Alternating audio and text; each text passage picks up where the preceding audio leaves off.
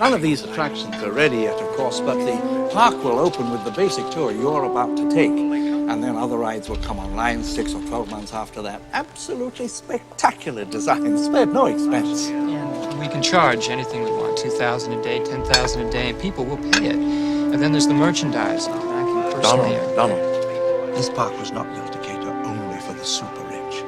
Everyone in the world has the right to enjoy these animals. Sure, they will. What, we'll have a coupon day or something. Hello and welcome to another park tour on the channel. This time, as you'll have already guessed, we're touring the coupon park that I built very recently. And this park tour is based on Donald Gennaro's idea in the original Jurassic Park film, which is basically to have a coupon day of sorts. So there's a conversation between John Hammond and Donald Gennaro, and Hammond's saying that the park is not built to cater only for the super rich. He wants everyone to experience these animals. And Gennaro responds by saying, yeah, sure, we'll have like a coupon day or something. And so my idea was not necessarily to have a coupon day on the existing Jurassic Park, but to actually build a separate park. Like if Jurassic Park was successful in 1993, then they would expand maybe and build a second park where guests who wanted like a bit of a cheaper experience, they could go and experience it this one instead. And so there's a lot of parts of Coupon Park that are not going to be as maybe authentic as the real Jurassic Park, or they're not going to necessarily be as good for guests, but they can still get to experience the dinosaurs, and that's like the most important thing. So as you would sort of come off the helicopter tour, the helicopter arrival, you've got the visitor centre dead ahead. Now obviously I still need to have a visitor centre. I didn't want to not have one of those because it is still a Jurassic Park sort of like property, and so it needs one. But I don't know if you'll be able to see from here, but all of the pathing is the cheap pathing. So, again, that fits the motif of Coupon Park, where a lot, like I said, a lot of the things here are maybe not ideal for the guests. Like, they've got the cheap pathing. We've got a few other things that I'll talk you through as we go. But, it fits the idea of like, well, if we're going to be charging the guests less, then we need to use cheaper like facilities, etc, etc, etc.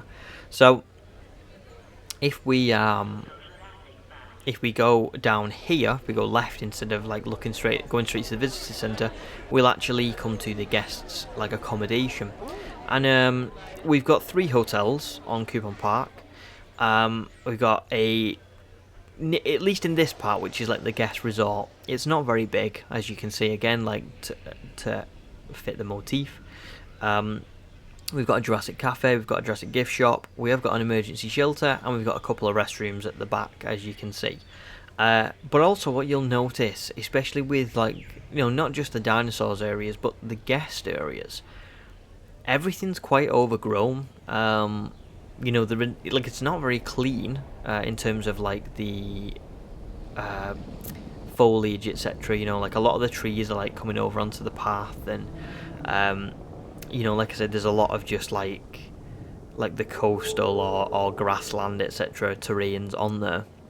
And I did that because I thought, well, if Coupon Park was real, then they wouldn't want to be getting paying people in to like do like gardening sort of thing like all the time. So it would be very like, only very rarely would they come and like do some maintenance on the plant, on the wildlife, etc. Another sort of thing that I wanted to show is that every sort of fence surrounding the resort, I guess, is the cheapest fencing available. So the only fencing that we managed to get enough money for, which was secure, was around the hatchery, and that's just because obviously the dinosaurs have less space, so clearly they're more likely to break out of the hatchery, so that one needed to be shored up.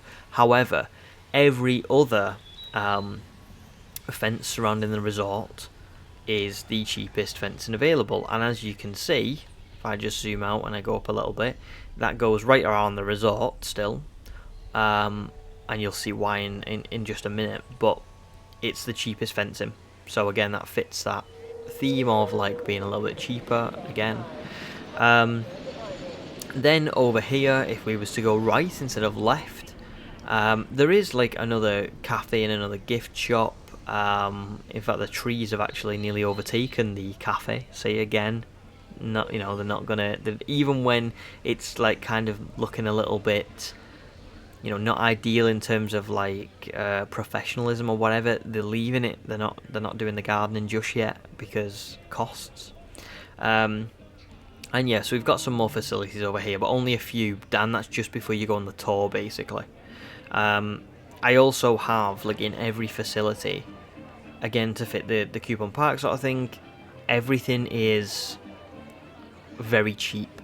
So we sell the cheapest things. So I'll be able to show you in a little while when I'm not in capture mode. But as an example, like say we're in the cafe, we would sell the cheapest item on the menu, and we would sell it for only double what it costs. Now what I mean by that is say the expense of it is $2, we sell it for $4. We don't sell it for like 10, 15 or anything like that, because it's not about the profits on Coupon Park. It's about giving the guests a nice cheap experience of Jurassic Park, except it's Coupon Park.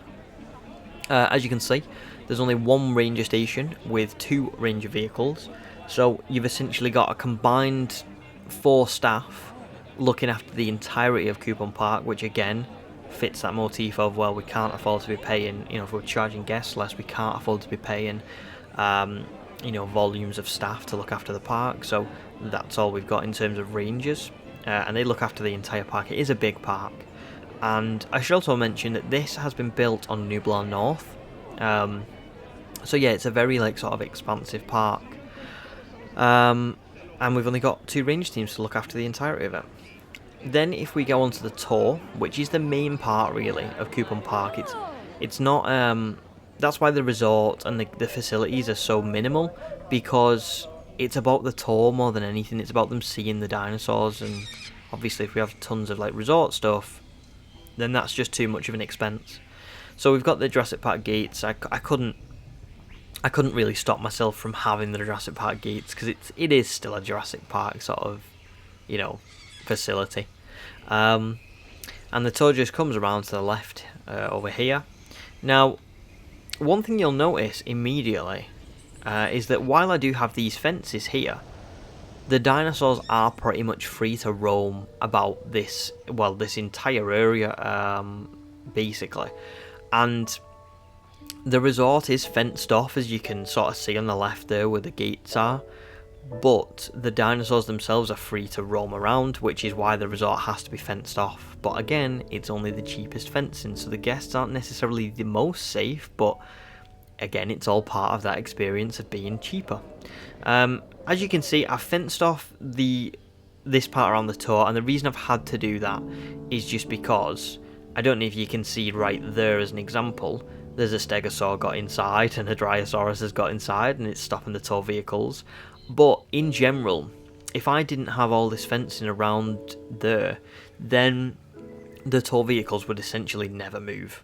They did eventually make their way around, but it was taking forever for any tour, to get going really. So I had to put this fencing around here so that the tour vehicles could at least get around somewhat, and the dinosaurs would be more likely to stay on the inside of the fences, because they've got the feeders and the watering hole, etc. So they would be more likely to not come inside these fences. The guests can still then obviously view the dinosaurs. And on the way back, like, there are no fences on the way back on the left there, as you can see. But on the way there, I just had to, because it was just causing too much trouble. Especially because I wanted to film as well. I was going to show this like sort of tour of it, and then I was going to do a guest's perspective tour, like from a tour car. And I tested it, and honestly, it's just not even like, it would take me like an hour to go around on the tour, because like I said, they just took forever to get out of this part. And there are more areas like that further on, but this was by far the one that caused me the most trouble.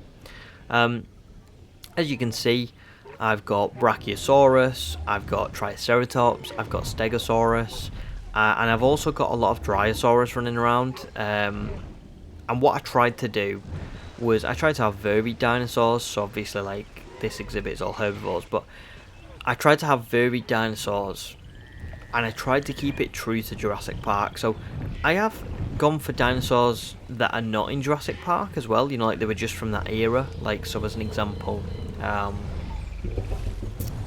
Ceratosaurus was on InGen's list, so that's like further along the tour. Ankylosaurus was on InGen's list, so that's further along, but it wasn't necessarily in Jurassic Park. So what I basically tried to do was, because obviously it's Gennaro's idea, and he wanted it to be a certain way. It had to still be Jurassic Park animals. It couldn't be animals like from Jurassic World era, because then that wouldn't make sense, would it? So yeah, basically that's the idea around that. So then from here the tour moves on, and you basically just go. Obviously the tour follows the path, like up here, beyond the edge of these gates. And what I tried to do here was keep each tour sort of track separate from each other. So like I put all the foliage in between, so you couldn't really see either side. And obviously it's nice because the dinosaurs don't really come up here because there's nothing for them, but you have this like nice view of all like the cliffs and like the valley and stuff. Anyway, like even though you've not got anything, like anything for dinosaurs wise, I mean. So you still have something to look at. And then the tour comes around here to our first real exhibit, because like I said, the herbivore sort of bit we've just passed, they're all free kind of. They're not really fenced in. It's more just like the boundaries of the island kind of like keep them in. So this is our first like real exhibit, and as you can see, it's a small carnivore sign. Over here, I know these are restrooms, right? So these are technically, they're not really how I'm using them.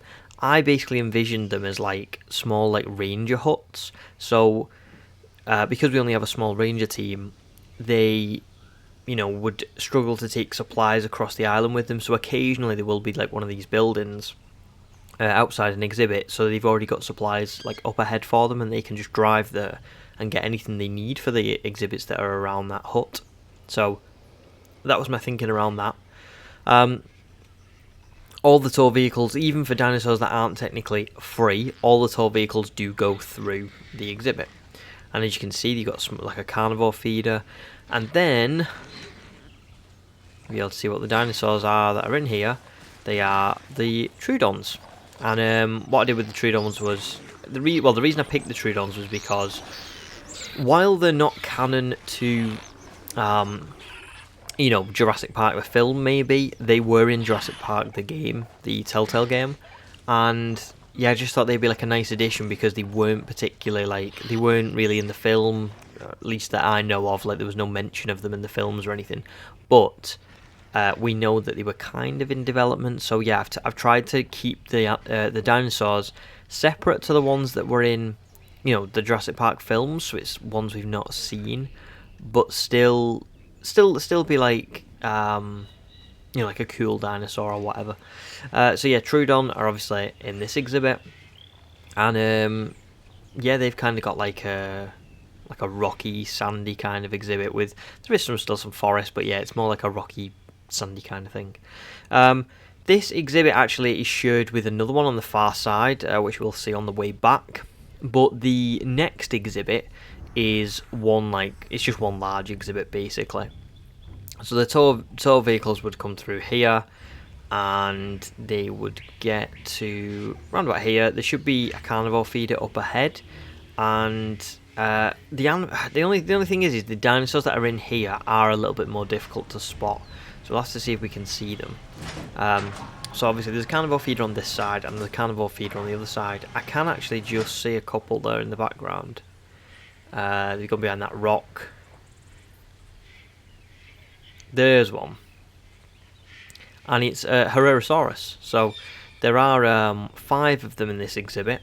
And they are all different skin patterns. So let's just see if we can find a few more of them. There's 2, 3 even. and then there's two in the background there eating the carnivore feeder. So yeah, they're quite distinct and unique. And like I said, the only thing with the Herosaurus is that they're a little bit difficult to spot. Like if you're driving past with the tour vehicle when they're feeding or when they're drinking in the water, then you're completely fine. Obviously, you will see them, but the likelihood is you won't see them when you're driving past on the tour. Like, you might only see them in the distance. They won't be too close to the tour track, and that in itself is a little bit of a shame. Like, I did kind of want guests to see them, but I kind of felt like they needed a bigger exhibit than the Troodon at the very least. And I think their social rating was their social sort of capacity was 5. Now that doesn't mean I couldn't put more in, because it is sandbox, and also we have the whole Doctor Wu thing of messing with the genomes, but I just went with 5 because I thought they would be enough. So maybe I'll look at putting some more in here in future, but for now I think that's okay. To be fair, you still get a good view of them. They are still usually around this central area. I should also mention the Troodon. There were 16 of them in their exhibit. So you'll always see a Troodon when you're going through there. And then the tour moves on. And this is one of my favourite bits actually of Coupon Park, which is you come around here, and there's this sort of it's like a bank of water sort of thing, and there's a lot of Gallimimus. Now, this is basically, these Gallimimus are not contained by fences or anything like that. They are just sort of, again, you can't go into the Herosaurus exhibit because the fences are up for them, but they've not got any fences on the side. It's more just the boundaries of the island that are keeping them in. There are a lot of Gallimimus here. I can't remember how many, but there are a lot, as you can see, right in front of us. Look how many are just socialising there. And the idea of this was that it was like a real life Galley Valley, because as you can see, this small area up here, this very thin stretch of land, because it's on Nublar North, you couldn't really put anything here. So what I figured was, well, this may as well be the real Galley Valley, and as your tour vehicle is coming up and down the hill, they will more than likely be running up and down here at different points, because there are feeders. So as you can see, there's a feeder, there's one over there. And yeah, the Gallimimus will regularly run up and down this hill, so it's like I said, it's like a real Galley Valley, which I thought was a nice way of incorporating this very if I just zoom out, sort of go a little bit high, it was nice to incorporate this very thin stretch of land that you couldn't really do anything with in between the Herosaurus exhibit and the next area of the park. So it's, yeah, I just really liked that idea, and I'm glad that I thought of it and I went through with it. So the tour moves on again, and we go up this way, and we come to our next exhibit. Now this one is large, and by large I mean it's massive. Let me just zoom out, and I'll show you how big it actually is. So if I actually can't zoom out any more than that, but the tour vehicles are kind of kept separate. So as you can see, there's a track on the right and there's a track on the left. However, the track on the left is obviously coming back, the track on the right is going. There is trees separating them, so again, it feels different. It doesn't feel like it's the same thing, but this exhibit extends virtually to the back, where the sort of the rocky formation is, and then you've got the Avia in the background. This, yeah, that is all one big exhibit, and I really do love that. So let's follow along here. Now this is quite a plain sort of track area, but there's a reason for that, and the reason is that the track comes along here. Obviously you can see carnivore feeders. Now I have a lot of herbivores in this exhibit, a lot of herbivores. I don't know if you can see very, very, very, very small Compsognathus. So I've got a lot of them running around in this exhibit, and obviously they're just free to come and go. So they will quite regularly run off into the trees, and you won't be able to see them, etc., etc. But obviously with the carnivore feeders here, and the fact that it's just dirt, there's no grass or anything, they are just about visible. If you had the tour vehicle and you had some binoculars, you'd quite easily be able to see them running around, darting around, and they're really nice because obviously they've got there's a lot of different skin patterns, so they're very nice to just watch, sort of darting around, and yeah. So the tour, like, obviously just comes around here. You will occasionally get herbivores wandering around here, like we've got a Parasaurolophus here, but for the most part, it is literally just the Compsognathus usually. Similar to before with the big herbivore exhibit, around this sort of like bank of water, I had to put some fences because the hadrosaurs were basically just causing havoc with the tour vehicles. As you can see, this is just like a nice little bank of water where all the dinosaurs can come and sort of drink from.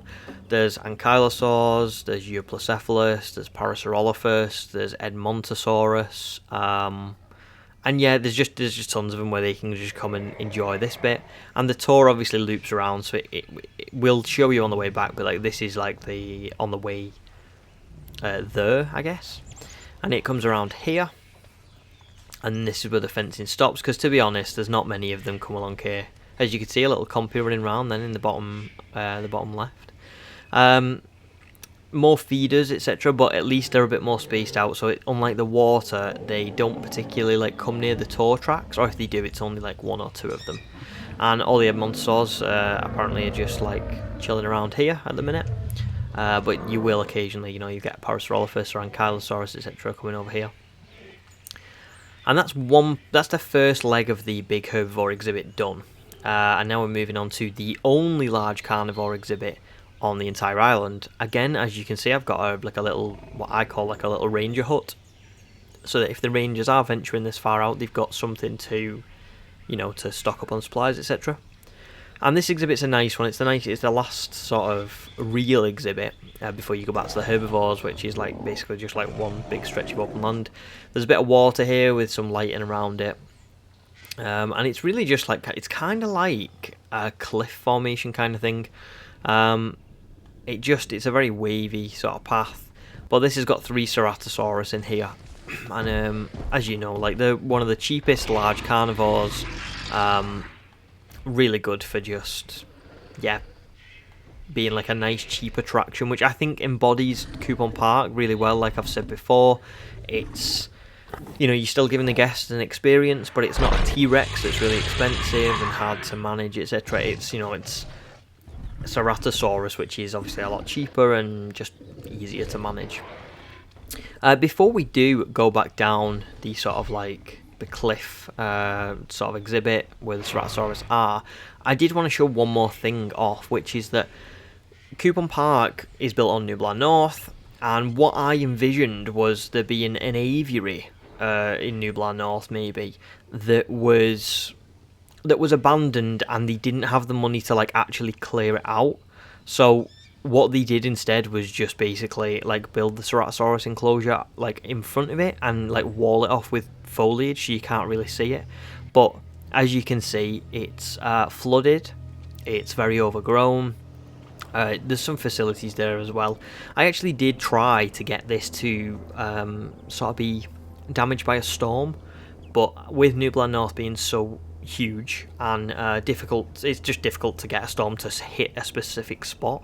And also I'd already built most of the park, so it was kind of like, well, I'll be destroying everything, and it'll take me ages to excuse me, it'll take me ages to basically show what, so I get all the dinosaurs back in the exhibits, etc. I decided to leave it, but as you can see, it is still abandoned, and it's all flooded and overgrown. And what I really liked was just this tiny little touch that I put in, which was like the little aviary sign in the water, like where all the overgrowth is, and it's just kind of like, I don't know, it's like I don't know if it's like ironic, or it's just like a cool little like funny touch. So that's the aviary, the old aviary, the old abandoned one, and yeah, that's not accessible to the guests or anything, obviously, because it's overgrown, etc. But also because of, in particular, JWE's ridiculous sort of. Basically, I was trying to get the tour vehicles to maybe end here, and then start like another tour vehicle start here, and then go back to the start of the park. So there would be an aviary. But what happened, I found pretty quickly, was unlike with the monorails, where you can sort of have multiple monorails, and like they can start at one, end at another, and then you can have a completely separate monorail. it works more like the Gyrosphere station or the Jurassic Tour, where like the car has to return to the same station it came from, which I think is pretty silly, but oh well. So it meant that really, unless I wanted the tour, unless I wanted like multiple resorts, etc., I just couldn't. I couldn't do it any other way. So I decided to have the this kind of aviary thing, and I think this is better, to be honest. I think this, again, it kind of fits that story of like, oh, the Coupon Park was, you know, it obviously meant to be a cheap alternative to GP, and so much so that the old aviary was there, and rather than knock it down, they was just like, no, let's just leave it. We're not spending any more money on this sort of thing. If we go back down the cliff, you can come out again into that large herbivore enclosure, and this is kind of like you'll see a lot of what we've already seen, but there's more of this fencing here. We get back to like that little bank of water, and again you get like a second opportunity to see all the dinosaurs. There's also a feeder on the other side, so you get to see that too. And then, to be honest, I think this part is maybe my favourite out of the whole park. And basically the idea of this is, it's just like a large exhibit, but it's got like a cliff tour sort of thing. So you come around here, again, Euoplocephalus or Ankylosaurus or whatever's here. You've got the sort of like sauropod feeders. Lots of redwood trees or pinewood trees, can't remember which one it is. Come around here, and again there's another like large bank of water, but like I said, my favourite thing is like you can come up this hill.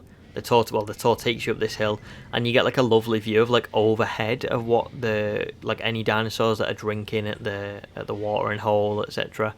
And usually there's more here, to be honest, than this. I think maybe some of them have gone to that previous bank of water.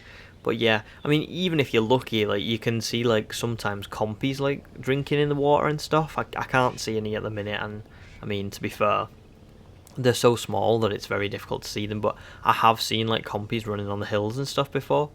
And yeah, so in this exhibit, like the entire large herbivore exhibit, we've got Edmontosaurus, Ankylosaurus, Euoplocephalus, Parasaurolophus, Apatosaurus, Compsognathus, and I think that's everything. But it's just like one huge exhibit, and I think as well, if you was on the tour, you wouldn't necessarily know this is one huge exhibit, because everything's kind of like walled off from each other and like by foliage usually, and I really like that because it kind of feels like unique and separate depending on which area you're in. So if you're in the dirt area, like that feels very unique and different to like these two areas over here.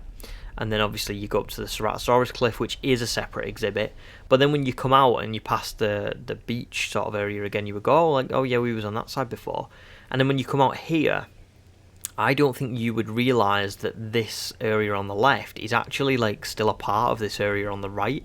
So, you would be able to basically enjoy the tour and feel like it was all like different unique experiences, not realizing that it is basically the same. And these dinosaurs will all wander wherever they want, like literally, like they're all in certain areas at the minute. Like you've got like I said, you've got like the hadrosaurs and stuff like over here by the water, but you've also got you've got like the apatosaurs over here, but they will like I said, they'll regularly like sort of switch and change and go to different areas, and I just think that's really cool.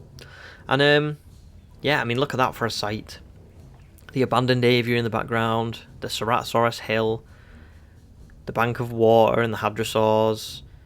Then you've got this cliff here with the sauropods. And then that's pretty much it in terms of like this exhibit. It comes down the cliff and then it goes like down into like this like valley area, which again I really like. I think it's like it's quite unique and it feels like you're actually like exiting the area. And then you go back down Galley Valley, so you get a second sort of like view of these, and like you might have any Gallimimus. There's none up here at the minute, but you might have like some Gallimimus like running down the hill. Oh, there you go. There's quite a lot of them in like the road, and there's one running. And then you would go back down here, which will take you through the Herrerasaurus exhibit. Which, can we see? Have we got like a good view of any of them? Well, there's one in the water. There's none over here feeding or anything at the minute. So I'm not sure where they are in here. Are they on the other side, maybe? I can only see one at the minute. Oh yeah, they're feeding on the other side. Look at the irony in that. When we were driving on that side, they were feeding on this side, and now they're feeding on that side. But you can see some of them there, like socialising, and obviously the tour vehicle over there can see them. So you get two opportunities to see them, and like I said, I do think it's okay, especially if you've got like binoculars and stuff, because that's basically what we're doing in the capture mode. We'll be like zooming in. So, and then you go into this exhibit. Now we've not seen this exhibit yet, have we? So this is the last sort of unique exhibit. And obviously, as you can see, it's carnivore feeders, so it's got to be a carnivore of some kind. This is... let me just see where they are. I can see one here. This is the Proceratosaurus exhibit. Because again, that was one of the animals I found that was like on the Return to Jurassic Park DLC. And it was unique because, again, I don't think we particularly saw it in like the films or anything, even if it was like sort of known to be a part of Jurassic Park, or it was on the list, or it was planned to be an attraction or something. So yeah, they've got a couple of different patterns. There are actually 10 of them in here, I think. They're just... I don't know, to be fair. The Proceratosaurus seem to actually keep themselves to themselves. They don't seem to be out in the open very often, especially if you're on a tour and you're driving past. So in a way, they're actually one of the more elusive dinosaurs. Like if you spot them, then that's really good, because every time I've come through here, kind of like the Troodon are always around the main road. The Gallimimus are always visible. The even the Herrerasaurus, like even if they're a bit tough to find, they're usually around the middle somewhere. But the Proceratosaurus, every time I've come through, have always been like in the trees, or like, I don't know, like up here near this carnivore feeder, and not like down where they're a bit more visible. So I think it's a bit lucky if you spot a Proceratosaurus on this tour, yeah. I mean, look, there's only, I can count 5 there, but that means, oh look, there's another 2, there's 3. So, do you see what I mean? They've all come from the sort of top end of the exhibit, and they're going down to the bottom, but they're not very visible a lot of the time. They're usually in the trees, etc. And yeah, that's it for the Proceratosaurus exhibit. If we go back down here now, this is the other side of, if you remember, we was coming up from the first one when I said you could see all the cliffs and valleys. But again, it's like I said, it feels quite distinct and different. You can see across to the other tour, but that's just, I couldn't. The foliage tool wouldn't let me put it in the middle, so I had to use these scenery trees, and that's just the best I could get. And then, as you can see, we're back down to like the herbivore exhibit from the start. So you will have like the occasional herbivore, standing in the way of your tour vehicle, etc. But there are no fences on this side, because the dinosaurs don't tend to come over to this side as much as they do the other side. So that's usually you can get like a better view of them on the way back, and not really be that obstructed. And then you would basically come around this last section here. There isn't really anything over here, but I'm just going to show my way around it, because this is more of like just like I don't even know how to describe it. It's literally just like a car ride in a way, because there's nothing really here. You do get a brief look into like the hatchery, just like a little bit. And sometimes there are dinosaurs over here. I mean, I've put a feeder over here, but they just don't seem to come over here that often. But I have seen like sauropods and stuff sort of venture over here and like, I don't know, just walk around a little bit. But the odds are that the tour was done when you got to like that last little part of the large herbivore exhibit.